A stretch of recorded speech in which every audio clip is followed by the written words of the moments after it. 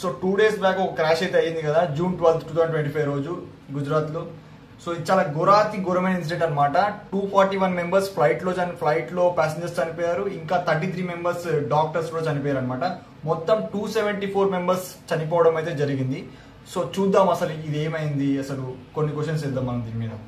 So first question వచ్చేసి, ఈ flight యొక్క లైఫ్ స్పాన్ ఎంత?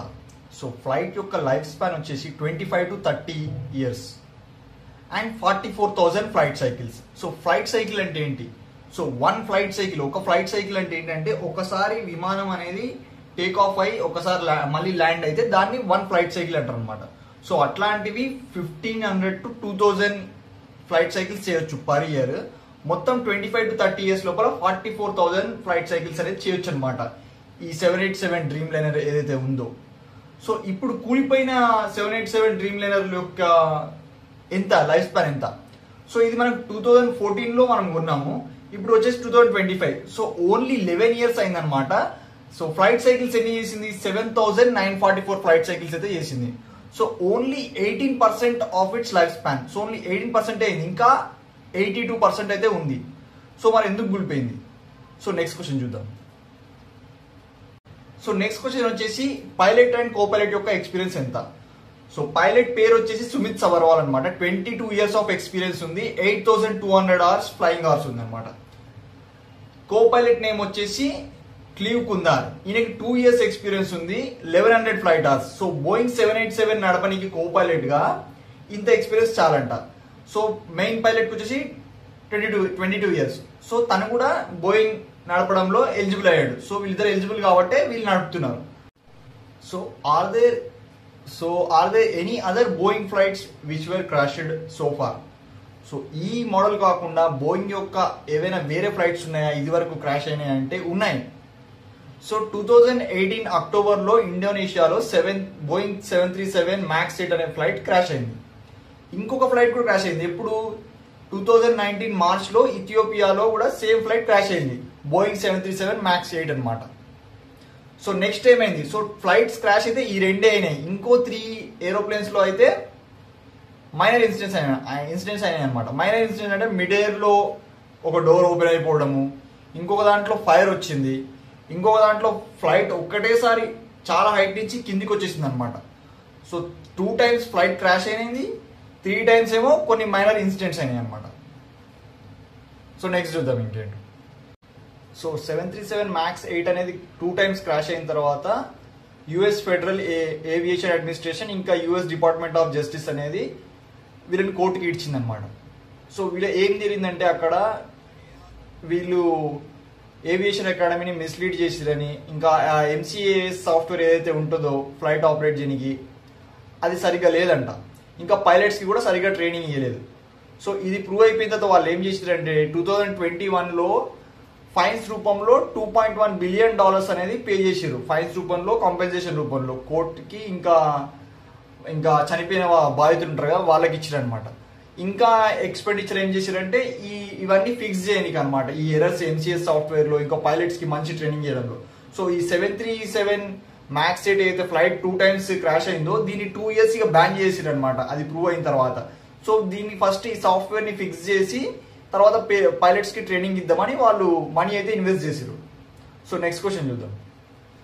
సో ఇదే కాకుండా మళ్ళీ 2024 మేలో కూడా $1.1 billion వీళ్ళు మళ్ళీ డిపార్ట్మెంట్ ఆఫ్ జస్టిస్కి ఫైన్ రూపంలో ఇచ్చి ఈ కాన్స్పిరసీ ఇన్వెస్టిగేషన్ ఉంటుంది కదా, ఇది కాన్స్పిరసీ అని ప్రూవ్ చేద్దాం అనుకున్నారు అనమాట దీన్ని గవర్నమెంట్. సో ఇంకా ఎక్కువ ప్రోబ్ చేయకుండా వీళ్ళు మళ్ళీ ఫైన్స్ కట్టేసి తప్పించుకున్నారు అనమాట. So after paying all these fines, ఈ ఫైన్స్ అన్ని కట్టిన తర్వాత బోయింగ్ ఏమైనా యాక్షన్ తీసుకుందా సేఫ్టీ మెజర్స్ మీద అంటే తీసుకుంది. ఎలాంటివి తీసుకుంది? MCAS సాఫ్ట్వేర్లో ఎర్రర్స్ అనేవి ఫిక్స్ చేసింది అనమాట. సో పైలట్స్కి స్పెషల్ ట్రైనింగ్ ఇప్పించింది, తర్వాత క్వాలిటీ మెజర్స్ కూడా పెంచింది. ఈ 3 అనేవి చేసింది. ఇంకోటి ఏం చేసిందంటే 737లో ఉన్న బ్యాటరీస్ని కూడా రీడిజైన్ చేసింది అనమాట, ఒకసారి ఫైర్ వచ్చిన అందువల్ల. కానీ మళ్ళీ ఇప్పుడు ఇంకొకసారి క్రాష్ అయింది. సో ఈ క్రాష్ వల్ల మళ్ళీ దాంట్లో ఇంకేమైనా ఇంప్రూవ్మెంట్స్ తేవాలా, ఇంకేమైనా చేంజెస్ తేవాలా అనే క్వశ్చన్కి తెరలేపింది అనమాట. సో నెక్స్ట్ క్వశ్చన్ చూద్దాం. సో ఈ బోయింగ్ 787 డ్రీమ్ లైనర్స్ మొత్తం వరల్డ్ వైడ్ ఎన్ని ఉన్నాయి? సో మొత్తం 2500 డ్రీమ్ లైనర్స్ అనేవి సేల్ చేసింది బోయింగ్ ఇప్పటి వరకు. సో ఇప్పటి వరకు వాళ్ళు ఇచ్చింది మాత్రం 1189 అనమాట. సో ఇండియాకి ఎన్ని సేల్ చేసినాయి? ఇండియాకి వచ్చేసరికి ఎయిర్ ఇండియా దగ్గర 47 ఉన్నాయి, ఇంకా స్పైస్ జెట్ వేరే వేరే చిన్న చిన్నవి ఉన్నాయి కదా, ఇండిగో వాళ్ళ దగ్గర ఉన్నాయి. మొత్తం స్పెసిఫిక్ డీటెయిల్స్ అయితే లేవన్నమాట ఎవరి దగ్గర ఉన్నాయి. సో మొత్తానికి ఎయిర్ ఇండియా దగ్గర అయితే 47 అనమాట. సో ఇప్పటి వరకు 34 డెలివరీ అయినాయి, మిగతావి పెండింగ్ ఉన్నాయి. సో ఇది కాకుండా వేరే కంట్రీస్ దగ్గర ఎన్ని ఉన్నాయి? పెద్ద పెద్ద కంట్రీస్ దగ్గర యునైటెడ్ స్టేట్స్ దగ్గర 59787 బోయింగ్ ఉన్నాయి, ఇప్పుడు అట్ ప్రెసెంట్ రన్ అవుతున్నాయి. జపాన్లో 83. ఇది కాకుండా యూరోప్లో, మిడిల్ ఈస్ట్లో, ఇంకా వేరే వేరే కంట్రీస్లో కూడా సేమ్ ఎయిర్ క్రాఫ్ట్స్ అనేవి నడుస్తున్నాయి. సో ఇప్పుడు ఫ్యూచర్లో ఇండియాలో దీనికి గ్రోత్ ఉంటుందో లేదో చెప్పలేమన్నమాట. ఈ క్రాష్ అవ్వడం వల్ల వేరే కంపెనీ ఏమైనా తీసుకుంటారేమో మనకు తెలియదు అనమాట. సో లాస్ట్ 2 ఫ్లైట్స్ ఎప్పుడు క్రాష్ అయినాయి? 2018లో 19లో క్రాష్ అయినాయి. తర్వాత 15 ఇయర్స్ అవుతుంది, కానీ వాళ్ళు యావరేజ్గా 14 ఇయర్స్ అని చెప్తున్నారు. సో 14 ఇయర్స్ నుంచి చూస్తుంటే మాత్రం ఎలాంటి క్రాష్ అనేది జరగలేదు. 14 ఇయర్స్ తర్వాత ఇది ఫస్ట్ క్రాష్ అనమాట. సో దాన్ని బట్టి చూస్తే బోయింగ్ అనేది మాక్సిమం సేఫ్టీ ప్రికాషన్స్ తీసుకుంటుంది కాబట్టి నమ్మొచ్చు అని చెప్తున్నారు అనమాట ఎక్స్పర్ట్స్ అయితే. సో నెక్స్ట్ క్వశ్చన్ చూద్దాం. సో 9th క్వశ్చన్ వచ్చేసి how it impacted Boeing company. So Boeing కంపెనీకి ఎట్లా ఇంపాక్ట్ చేసింది అది?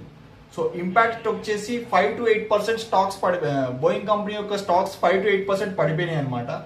అది కాకుండా ఇప్పుడు ప్యారిస్ లో షో ఉందంట నెక్స్ట్ ఈ 787 ఎయిర్ క్రాఫ్ట్స్ బోయింగ్ తోటి.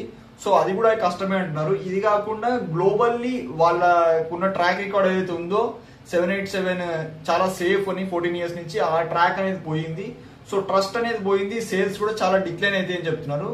సో హ్యూజ్ ఇంపాక్ట్ అయితే అయింది. ఇంకోటి ఏంటంటే ఫ్లైట్ రేట్స్ తర్వాత కూడా పెరగొచ్చు అని చెప్తున్నారు. ఎందుకంటే ఈ క్రాష్ అయింది, మళ్ళీ వీళ్ళు సేఫ్టీ మెజర్స్ పెంచుకోనికి మళ్ళీ అమౌంట్ ఇన్వెస్ట్ చేస్తారు, మళ్ళీ ఎర్రర్స్ ఫిక్స్ చేయాలి, మళ్ళీ కొత్త సాఫ్ట్వేర్ వస్తే మళ్ళీ ట్రైనింగ్ చేయాలి, ఇవన్నీ అవుతాయి కాబట్టి. సో నెక్స్ట్ క్వశ్చన్ చూద్దాం. సో మరి మనం ఇండియానే సొంతంగా ఎందుకు ఏరోప్లేన్స్ తయారు చేసుకోవట్లేదు? ఈ క్వశ్చన్ వస్తుంది ఇప్పుడు. సో ఎందుకు తయారు చేసుకోవట్లేదు అంటే మొత్తం గ్లోబల్లీ చూసుకుంటే బోయింగ్ అండ్ ఎయిర్ బస్ ఈ 2 కంపెనీసే వరల్డ్ వైడ్ ఎయిర్ క్రాఫ్ట్స్ అనేది ఎక్కువ తయారు చేస్తున్నాయి, ఇవి డామినేటింగ్ ఉన్నాయి అనమాట. ఇంకొకటి ఏంటంటే ఇది చాలా ఎక్స్పెన్సివ్ అనమాట ఏరోప్లేన్స్ తయారు చేయడం. సో అంత అమౌంట్ అనేది ఇండియన్ కంపెనీస్ అఫోర్డ్ చేయలేవంట. ఒకవేళ నియర్ ఫ్యూచర్ లో చేస్తే కూడా అట్లీస్ట్ 10 to 20 ఇయర్స్ పడుతుంది, అది కూడా పార్ట్నర్షిప్ తోని. ఇండియన్ ఇన్వెస్టర్స్ ఇంకా ఫారిన్ ఇన్వెస్టర్స్ కలిసి చేస్తే నెక్స్ట్ 10 to 20 ఇయర్స్ లో మనం ఇంకొక ఇండియన్ ఫ్లైట్ చూడొచ్చేమో ఇద్దరు కలిసి మ్యానుఫ్యాక్చరింగ్ చేస్తే. ప్రస్తుతం అయితే హెచ్ఏఎల్ ఉంది, అది కమర్షియల్ ఫ్లైట్స్ మ్యానుఫ్యాక్చర్ చేయట్లేదు. ఏదైతే హిందుస్థాన్ ఏరోనాటికల్స్ లిమిటెడ్ ఉందో కమర్షియల్ ఫ్లైట్స్ అయితే చేయట్లేదు, ఓన్లీ డిఫెన్స్ రంగం మీద మాత్రమే కాన్సన్ట్రేషన్ అనేది పెట్టింది అనమాట. సో నెక్స్ట్ క్వశ్చన్ చూద్దాం. సో ఎయిర్ ఇండియా మేనేజ్మెంట్ ఏమంటుంది ఈ క్రాష్ గురించి? సో ఎయిర్ ఇండియా మేనేజ్మెంట్ అయితే హార్ట్ బ్రోకెన్ ఉందన్నమాట. 241 మెంబర్స్ చనిపోయారని ప్రకటించింది ఇప్పటి వరకు. సో చనిపోయిన ప్రతి ఒక్కరికి 1 crore కంపెన్సేషన్ అయితే ఇస్తుంది. అది కాకుండా ఇంజర్డ్ అయిన వాళ్ళ కాస్ట్, ఇంకా ఏదైతే బిల్డింగ్ క్రాష్ అయిందో డాక్టర్స్ది, దాన్ని మళ్ళీ వాళ్ళే రీబిల్డ్ చేసి ఇస్తారంట. ఇంకా వీళ్ళకి కావాల్సిన ఈ రిలేటివ్స్ వాళ్ళని ఎవరిని చూడడానికి వస్తారు కదా, సో వాళ్ళందరికీ ఫెసిలిటీస్ కూడా ఎయిర్ ఇండియానే చూస్తుంది. ఇంకా కొన్ని ఫ్లైట్స్ కొంతసేపు డిలే కూడా అయిపోయినాయి, అదనమాట సంగతి. నెక్స్ట్ క్వశ్చన్ చూద్దాం. సో ఇండియన్ గవర్నమెంట్ ఏమంటుంది ఇప్పుడు ఈ ఇష్యూ గురించి? సో ప్రైమ్ మినిస్టర్ అయితే this is very heart breaking news అన్నాడు. అమిత్ షా అయితే డైరెక్ట్ సైట్ కే విజిట్ చేసింది అనమాట. 274 డెత్స్ అయితే కన్ఫర్మ్ చేశాడు అమిత్ షా. యాక్చువల్లీ 279 అనమాట. 241 ఇక్కడ చనిపోతే ఆ బిల్డింగ్ లో క్రాష్ అయిన తర్వాత అక్కడ 33 మెంబర్స్ చనిపోయారు అనమాట. డాక్టర్స్ ఎవరైతే వేరే వాళ్ళు ఉన్నారో ఆ బిల్డింగ్ లో మొత్తం 279 డెత్స్ అయినాయి యాక్చువల్లీ. సో వీటన్నిటికీ ఆన్సర్స్ అనేవి ఖచ్చితంగా ఫైండ్ చేయాలని ఇండియన్ గవర్నమెంట్ అయితే చూస్తుంది. So next question. So doctors ఏమంటున్నారు దీని గురించి? సో ఇక్కడ ట్రీట్మెంట్ అనేది 2 హాస్పిటల్లో అవుతుంది. ఒకటి 2 హాస్పిటల్స్ అవుతుంది, ఒకటి కేడీ హాస్పిటల్, ఇంకోటి వచ్చేసి గవర్నమెంట్ సివిల్ హాస్పిటల్ అనమాట. సో కేడీ హాస్పిటల్లో అయితే ఎంతమంది అయితే క్రాష్ రిలేటెడ్ ట్రీట్మెంట్ చేయించుకుంటారో అందరికీ ఫ్రీ ఆఫ్ కాస్ట్ ట్రీట్మెంట్ అయితే అవుతుంది. ఒక్కతను ఏదైతే సర్వైవ్ అయిందో సివియర్ ఇంజురీస్ అయినప్పటికీ అవుట్ ఆఫ్ డేంజర్ అయితే ఉన్నాడు, అతనికి కొన్ని రోజులు బెడ్ రెస్ట్ కావాలని అయితే చెప్పారు డాక్టర్ ధవల్ గమేటి. సో మొత్తానికి ఈ క్రాష్ అనేది ఎకనామికల్ గా ఎంత డౌన్ వెళ్ళింది, ఎకనామికల్ అంటే ఎంత మానిటరీగా ఎంత లాస్ అయింది, ఇంకా ఎంతమంది లైఫ్స్ లాస్ అయినాయి. సో ఇన్ టోటల్ 274 మెంబర్స్ అయితే చనిపోయారు ఈ దాంట్లో. ఇంకా మానిటరీ లాస్ వచ్చేసి 240 మెంబర్స్ చనిపోయారు, వాళ్ళకి 240 crores అనేది కంపెన్సేట్ అనేది ఇవ్వడం జరుగుతుంది. సో 240 మెంబర్స్ చనిపోయారు కదా, ఒక్కొక్కరికి 1 కోటి చొప్పున 240 crores అనేది ఇవ్వబోతుంది ఎయిర్ ఇండియా. ఇంకోటి వచ్చేసి బోయింగ్ స్టాక్ వచ్చేసి 5 to 8% పడిపోయింది. I know there lifes can not be retrieved, but just for the information purpose నేను చెప్తున్నాను. మానిటరీగా ఎంత లాస్ అయింది, మళ్ళీ ప్రజలు ఎంతమంది ప్రాణాలు కోల్పోయారు అనేది చెప్తున్నాను, జస్ట్ ఇన్ఫర్మేషన్ పర్పస్. మళ్ళీ నన్ను వేసుకోకండి. సో అది ఇన్ఫర్మేషన్ అనమాట.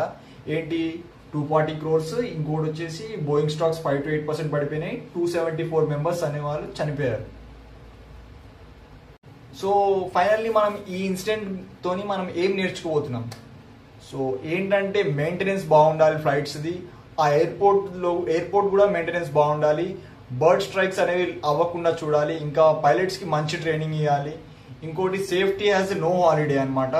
సో సేఫ్టీ అనేది టాప్ 1 ప్రయారిటీ పెట్టి మంచి సాఫ్ట్వేర్, మంచి ట్రైనింగ్, మంచి ఎయిర్పోర్ట్, మంచి ఎయిర్ క్రాఫ్ట్స్ అనేవి తయారు చేయాలి. మంచి in the sense 100% maximum accuracy 100% ఉండేటట్టు చూసుకోవాలి అని మనకైతే అర్థమవుతుంది. That's it guys, bye.